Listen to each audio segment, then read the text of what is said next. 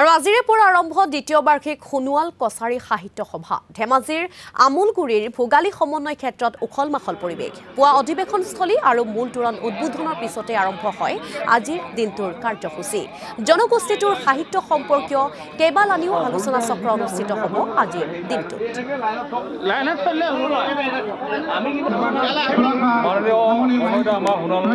ৰাইজলৈ প্ৰথম মই ওলগ জনাইছোঁ লগতে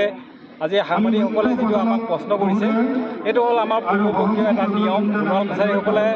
দহা কাজ আদি ডাঙৰ কিবা যদি সকাম নিকাম হয় আঁতৰি ভাড়া বন্ধু ভাড়া জোঁৱাই ভাড়া এনেকৈ নিয়ে ঠিক তেনেকৈ পৰম্পৰা হিচাপে আমি সাহিত্য সভাখন যে আমাৰ জাতীয় ডাঙৰকৈ অনুষ্ঠান পাতিছে